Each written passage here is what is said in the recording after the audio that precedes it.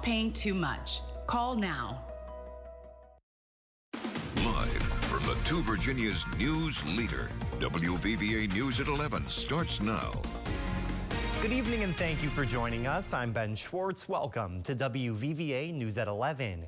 We begin with the forecast tonight and the calm before the storm as the Two Virginias gear up for round 2 of this week's winter weather. Chief Meteorologist Catherine Thompson has us covered on the very latest live in the Weather Center. Catherine, good evening, and how are we looking as we go through tonight? Hey there, Ben. Well, for the first time in several nights, not anything on the Burke's Garden camera flying around, but there is still a lot of snow still on the ground. And again, we've got more on the way. Tonight, looking actually a little quiet before the storm rolls in, but again, it's not going to last. And we're just waiting on the moisture to come into all of this cold air. Tonight, we are cold, cold, cold. Look at Beckley now at 6 degrees. Again, these are not wind chills. These are the actual temperatures out there. Bluefield at 8, Princeton right now at 7. The good news is the wind is calmer tonight. We don't have to worry about really gusty winds tonight or into tomorrow, really. So that will at least help us out with those wind chills. They won't be super, super low like they were the past few nights. But again, we've got more winter precipitation on the way. Our satellite and radar right now, not showing much. We will see gradually increasing clouds overnight. And out ahead of the snow coming in tomorrow, we do have a winter weather advisory that will go into effect for the entire area by tomorrow afternoon. A winter storm warning in effect for Buchanan County, Virginia, but that's the only one in our area right now with a warning. I could see more places upgraded to a warning, though, depending on how things trend with snow overnight and into early tomorrow. I'm going to break down that full forecast in just a few. Ben?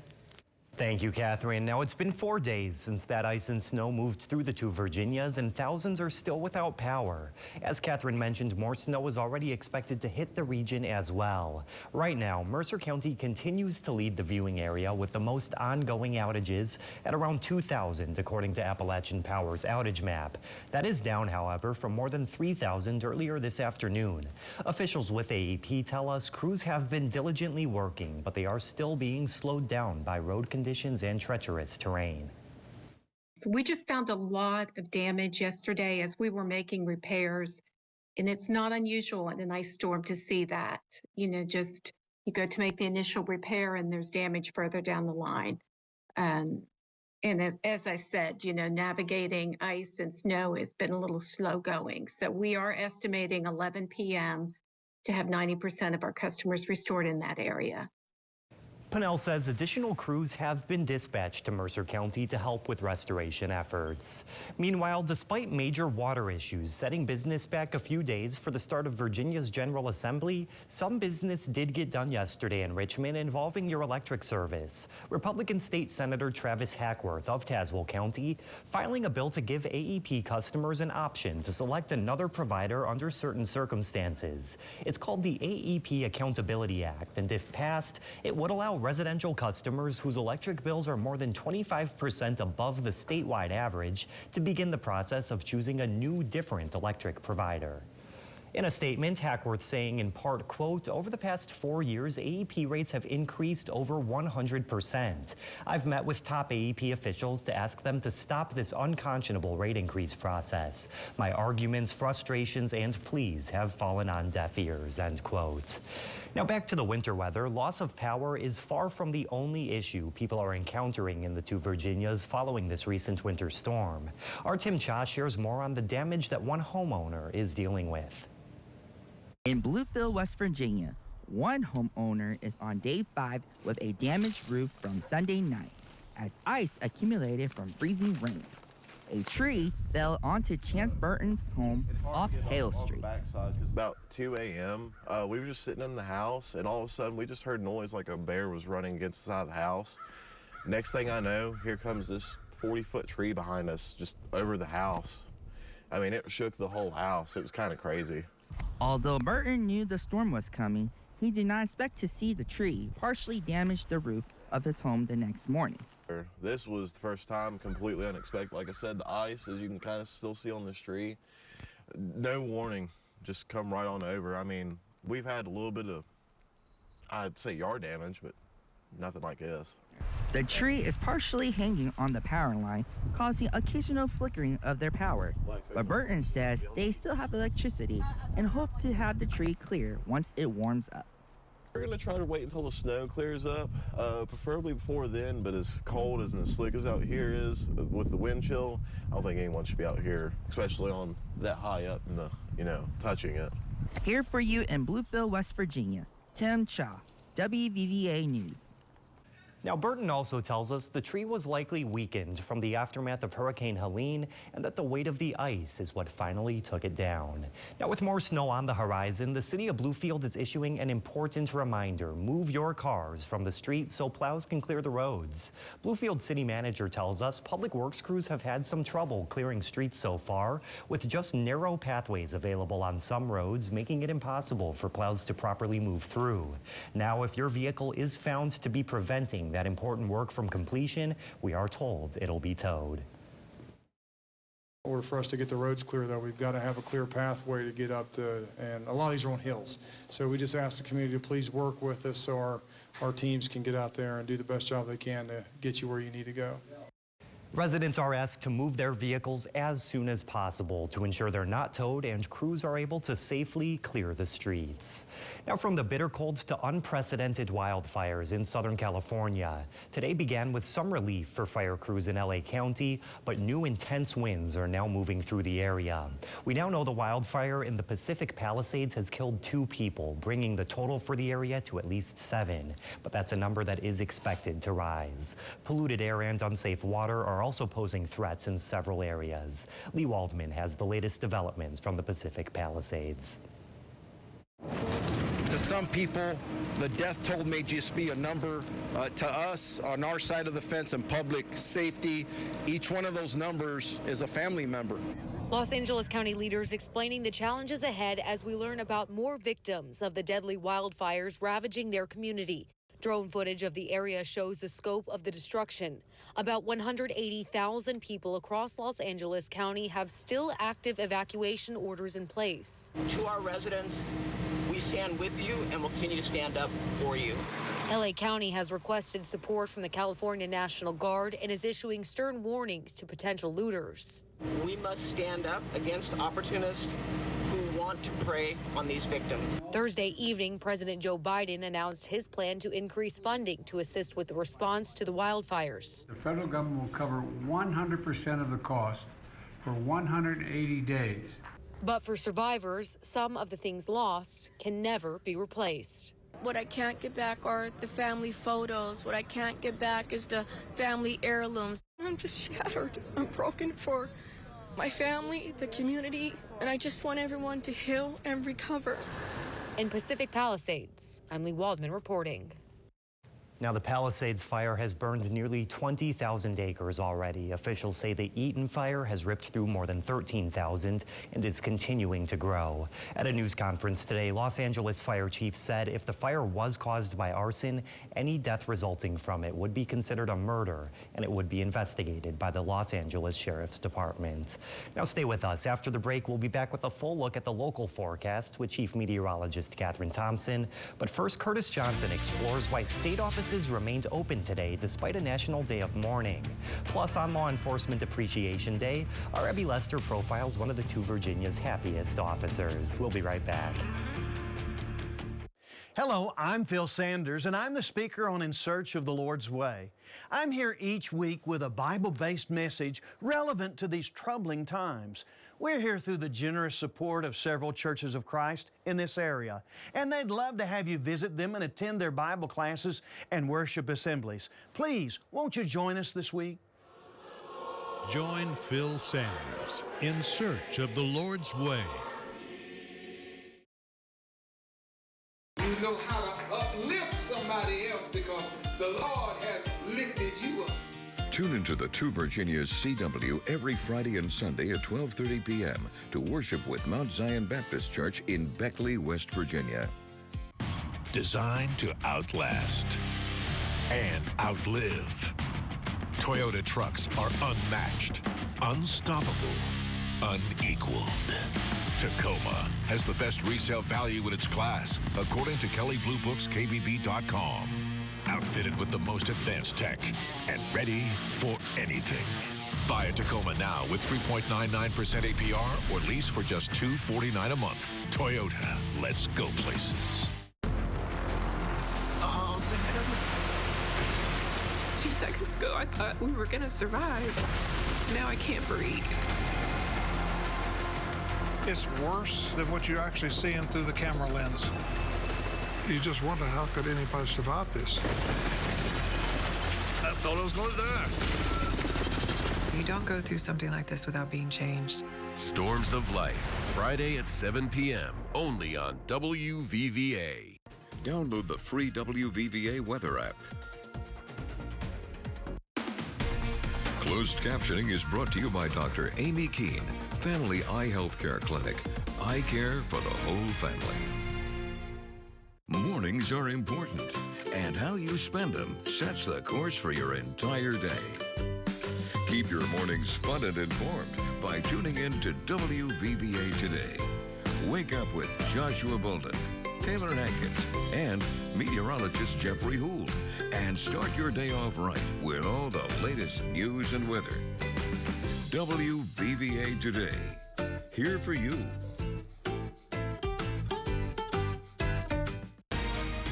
Sit down with Joshua Bolden and Jeffrey Houle for WVVA News at Noon.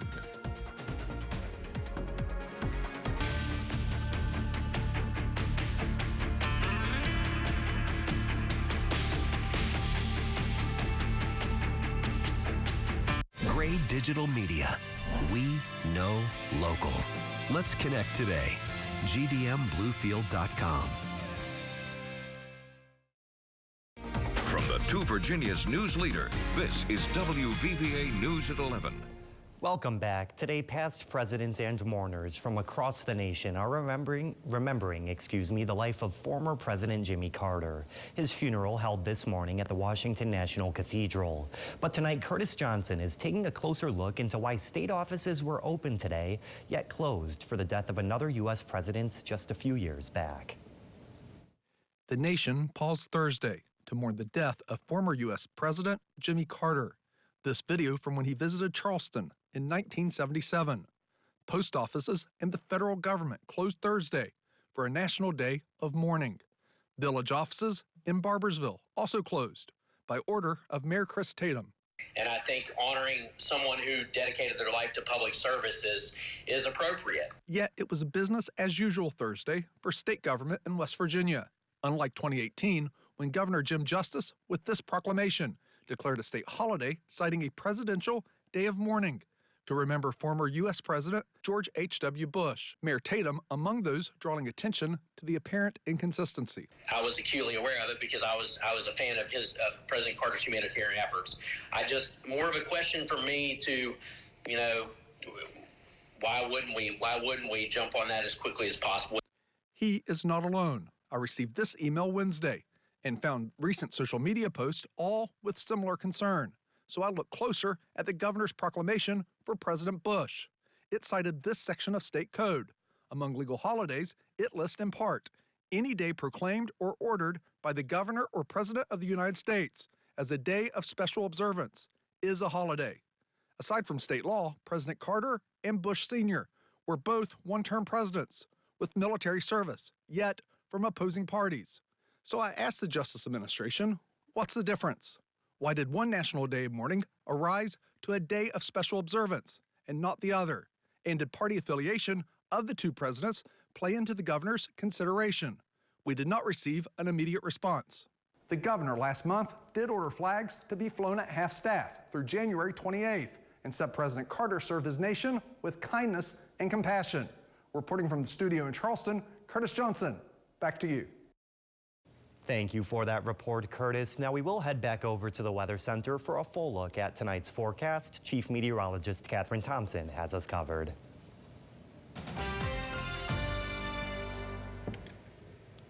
Hey there, everyone. As far as the forecast goes, another cold night tonight, but we don't have many flakes flying around this evening, at least for one night. We're talking about more snow, though, moving in tomorrow, as we've been hinting at all week long. We've got the cold air building in, of course. It's been here.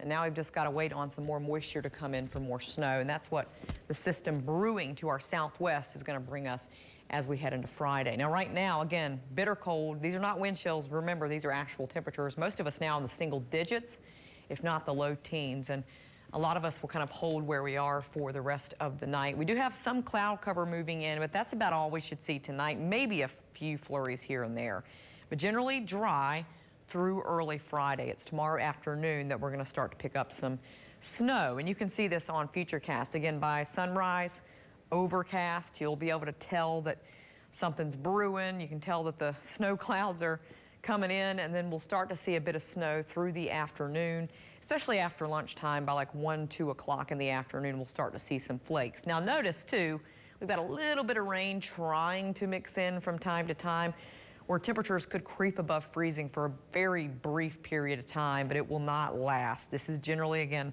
mostly all snow. The rain will be short-lived, and everything will be changed over to snow by 4, 5 o'clock, that 5 p.m. rush hour, as people are trying to get back from work, those who still have to. So please be careful over there. It could be coming down pretty heavy through sundown, and especially after, as temperatures completely drop below freezing. We'll be in the 20s by tomorrow night. That snow will be on and off. It will be pretty much sticking with us through the morning on Saturday, especially across these western-facing slopes for the longest period of time. And here's the deal too. Models seem to kind of cut off that upslope snow shower activity earlier than it really is. It'll last for a while. As long as that northwesterly wind is pumping, like we've seen the past few days, we've seen this upslope snow just stay persistent, even though the models haven't really captured much of that. And that's what I'm kind of banking on into Saturday to get some of these higher totals, especially across those western slopes, because it doesn't really die down until possibly tomorrow night. And even then, we could see some stuff linger across the high terrain. So just prepare really all the way through Sunday morning to see some flakes flying around, especially if you're on this western side. Now, that being said, all of our area right now from the National Weather Service offices under a winter weather advisory, with the exception of Buchanan County, Virginia, which is under the warning. Warnings all out to our south. But I am thinking that depending on how trends, go overnight, I do think that some more of us could be upgraded to warnings instead of advisories in the morning. It's just how things look overnight, what the National Weather Service is looking at in the morning.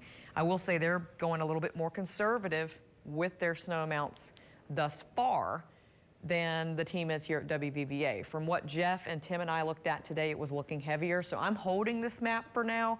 I could see it maybe coming down a little bit, but not by much. I'm going to give Jeffrey that final call in the morning. So make sure you tune in to his forecast before that gets changed again. I don't want to change it too many times back and forth because people start getting confused, and that's kind of just straight unreliable. So most of the western slopes, I'm still banking 4 to 6 inches, at least 3 to 5. And then we could have some higher amounts along those ridge lines. Greenbrier Valley, east, more like a couple of inches, 2, 3, or 4 at some of those higher spots. It's that western side that's going to get hit the hardest, especially with that lingering snow after into Saturday. It's going to be windy, cold Saturday as well. We do get a little melting, a bit warmer Sunday, but temperatures trend colder again as we head into later next week. Ben? Thank you, Catherine. Now, today is National Law Enforcement Appreciation Day, and in celebration, our Abby Lester is sharing a closer look at one of the hardest workers on the police force here in Bluefield, West Virginia. For 8 years, officers with the Bluefield, West Virginia Police Department have had Thor by their sides. From searches to apprehensions, Thor has done it all. Some of the things we do with Thor is any type of traffic stop where officers think there may be narcotics involved or inside the vehicle, we utilize Thor to sniff the exterior of the vehicle to see if he smells the presence of narcotics. We also use him in our school system. Thor also, we take him into schools. Sometimes I'll read a book to the kids, introduce them to the K9 program, talk to them about what the dog does. Thor, along with the other 2 canines at the station, provide protection and help on the day-to-day basis, and they are also involved with their community. Well, I'm sure he's a good stress reliever for the guys because the guys like to play with him, throw a ball with him.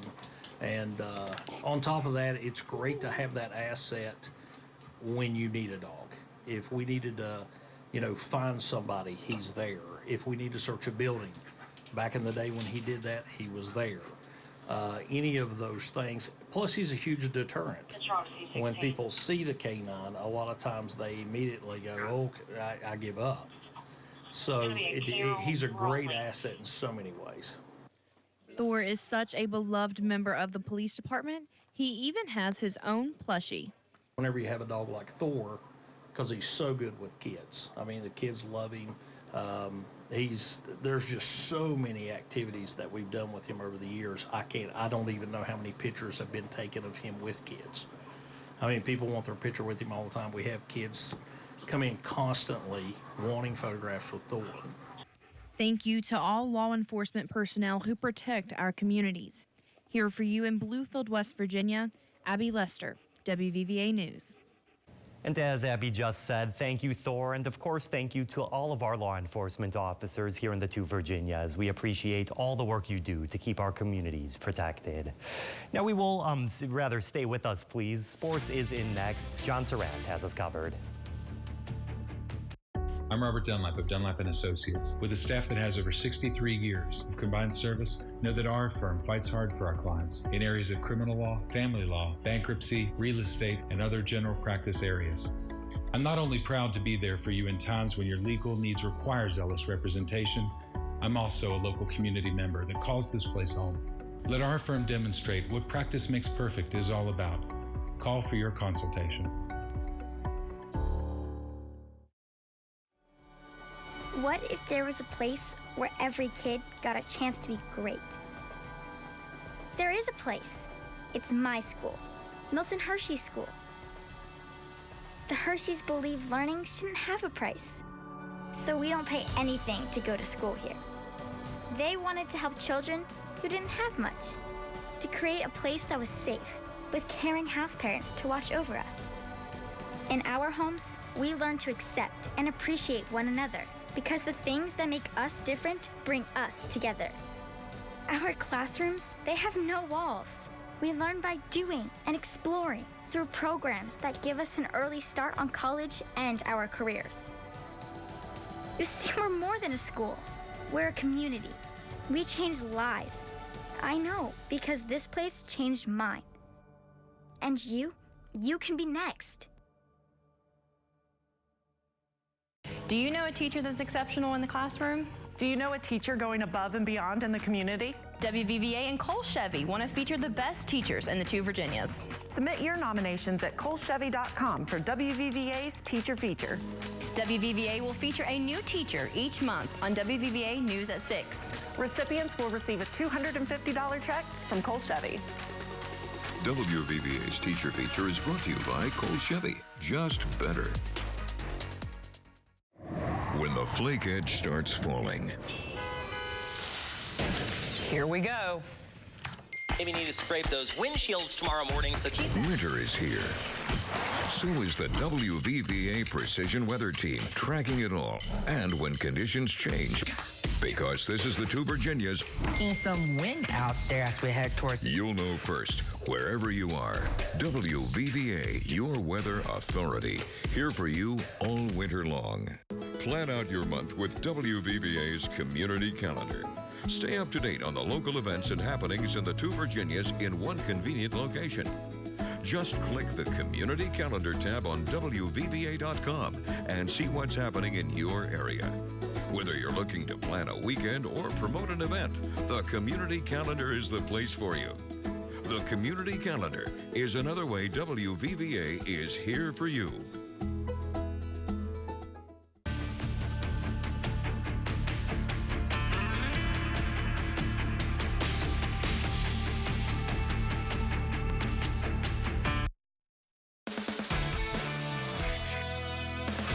We had a loaded slate of college hoops with one high school game mixed in tonight. Let's start there up in Prosperity. Summit Christian Academy Falcons in town taking on the Greater Beckley Christian Crusaders. As it be the Crusaders who got off to a hot start, Keegan Davidson goes off the steal, coast to coast, gets in for two. A little later, the Crusaders hit Cash Hendricks in the corner, and that's Cash all day. As GVC dominated the first quarter, Davidson off the break, flies in for two more to get the lead to 7. Falcons sticking around, though. MJ Patton gets it in the corner and nails it from downtown to the second. SCA down 12 after one, but Patton gets it in the corner once more, keep chipping away. GBC responds right back. Off the miss from deep, Isaiah Kincaid flies in for the putback. What about that effort? Then just before halftime on the break, they'll feed to Kincaid for the two-handed flush as the Crusaders led by 13 at the break, but as I mentioned, the Falcons kept chipping away and they'd respond in the second half to win 65-60. Now to the college team, Concord Mountain Lions take on the West Virginia Wesleyan Bobcats. Start with the women's tip. Mountain Lions on the hunt first. Trina Lewis gets the steal on the press, lays it in. Concord got out to an 8-0 lead. Bobcats respond. They'll swing it over to Lohane Alfateri, who gets the shooters bounce from downtown, cutting into the lead. But Concord be the ones in front after one, hitting Madison Young in the corner, knocks it down before the buzzer to the second. Concord kept up the pace. Skylar Davidson, Keegan's older sister, swerves, hits that corner, and finishes at the cup. Whoa, Concord back up 8. The 9-1 Bobcats weren't going down without a fight, though. They'll feed Emma Witt inside, pump fakes and attacks the rack, take the lead. But before the end of the first half, they'll swing over to Davidson, and the bank was open tonight in Athens. Gives the Mountain Lions a lead at the half, where in the second, Abby Smith would hit the game winner at the buzzer to win 74-73 over Wesleyan. Now over to the men's game. Concord trying to improve off a 3-6 start. The Bobcats, though, get off to a quick start. Alex Narhasani hits Matchel Batchelor. His shot is off, but Steven Ovia comes in for the tip-back throw-down. But the Mountain Lions respond right back. Colin Tolbert nails a wing three, ties it up. A little later now, Corey Boston, he'll drive in. His shot's off, but Craig Gilbert grabs the offensive rebound, spins in, and puts it in after a dribble around the rim. Concord in front. A little later, Wesleyan responds. Batchelor, this time he'll knock down the three to get the lead back, but it'll be all Concord from there.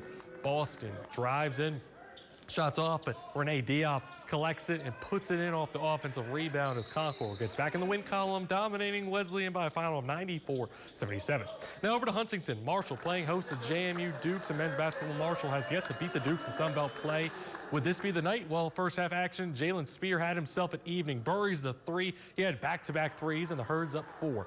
Dukes, Mark Freeman goes right and hits the nice leaner. Dukes by 2 at the break. Second half, Mike Dawson spots up in transition, and Marshall leads 39-26. Back to the Herd now. Cade Gibbs whips a pass to Jalen Spear for a 24-footer. Herd up 7. Later on, Spear again, and well, he'll pull up and he'll knock it down, of course. 7 of 7 from three-point land. 64-57 Marshall in front of the Thundering Herd take down the Dukes big time. 80-78.